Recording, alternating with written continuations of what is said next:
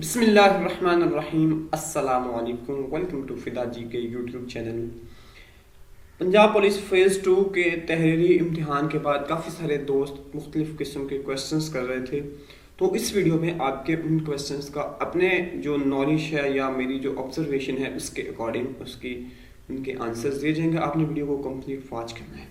चलते हैं आज की इस वीडियो की तरफ। सबसे कॉमन सवाल जो किया जा रहा है कि भाई एहतजाज की वजह से क्या पेपर दोबारा होगा। कुछ दोस्त कह रहे हैं कि हाई कोर्ट में रिट पिटीशन दायर हो गई है, और लाहौर बोर्ड की इसमें अगर हम देखें तो क्या गलती थी इस पेपर सेट करने में और ओवरऑल, और उसके साथ जो मुश्किल पेपर इतना बनाया गया इसका फायदा किन लोगों को होगा। इन सवालों का जवाब आपको इसी वीडियो में मिल जाएगा इंशाल्लाह। तो दोस्तों एहतजाज की वजह से पेपर कैंसिल होने के चांसेस बहुत कम हैं, बल्कि ये कह सकते हैं कि ना होने के बराबर हैं।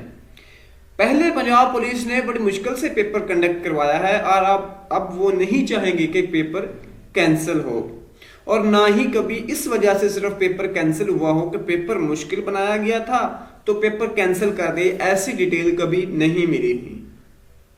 हाँ, अगर पेपर लीक हो जाए तो दोबारा कंडक्ट करवाया जा सकता है, या किसी और अहम मामले की सूरत में जिसमें मालूम हो कि स्टूडेंट्स की या कैंडिडेट्स की हक तलफी हुई है, उस सूरत में दोबारा कंडक्ट करवाया जा सकता है। चलते हैं सेकंड क्वेश्चन की तरफ। सोशल मीडिया पर खबर गर्दिश कर रही है कि लाहौर हाई कोर्ट में रिट पिटीशन दायर की गई जिसमें इस पेपर को चैलेंज किया गया है, लेकिन रिट पिटीशन के मुतालिक कोई अहम मालूमात ना मिली है जिस पे यकीन किया जा सके कि अब वाकई ही रिट पिटीशन दायर हुई है या नहीं। और अगर रिट पिटीशन दायर हो भी गई है तो लाजमी नहीं कि उम्मीदवार जो कहते हैं उनके हक में फैसला किया जाए।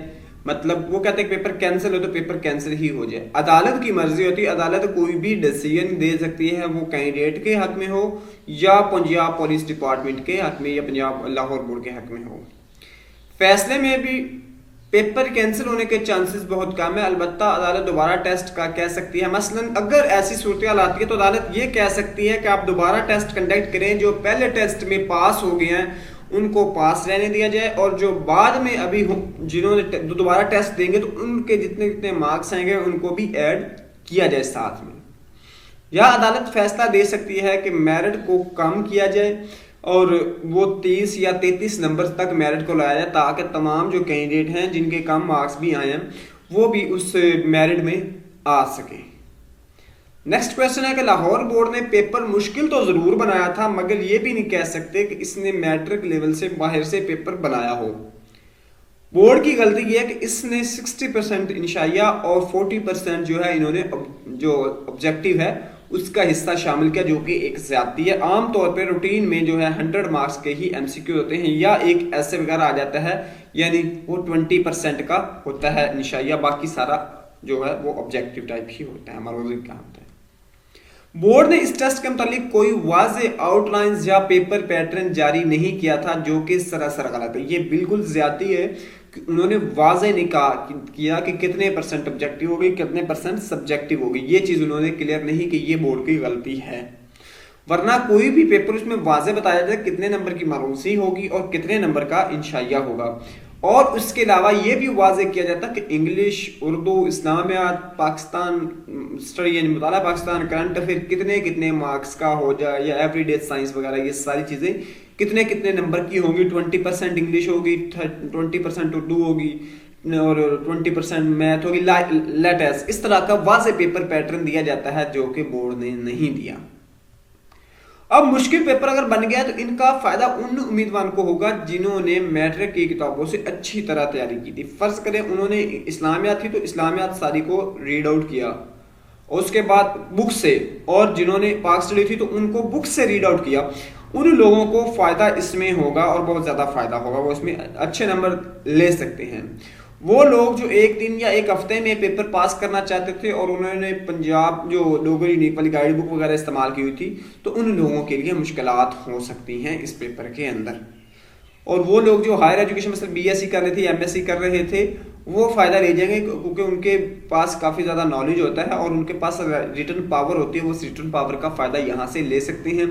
या वो कैंडिडेट जिनकी इंग्लिश बहुत अच्छी थी वो लोग भी इसमें अच्छे नंबर ले सकते हैं, क्योंकि इंग्लिश के रिलेटेड वो सारा कुछ यहाँ पे लिख सकते हैं इंग्लिश मीडियम के अंदर।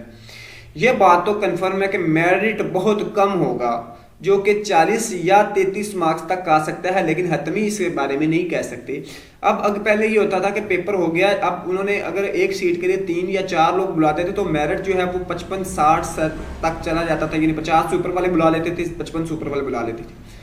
अब चूंकि पेपर एक टफ आया तो इसमें मेरिट जो है वो 40% तक जा सकता है कि 40 वालों को भी कॉल की जाए इंटरव्यू के लिए, और या उसके साथ साथ 33 नंबर वाले भी इसके लिए कॉल कर सकते हैं। लेकिन इस बारे में हम हतमी कुछ नहीं कह सकते कि कितने नंबर वाले लोगों को बुलाया जाएगा।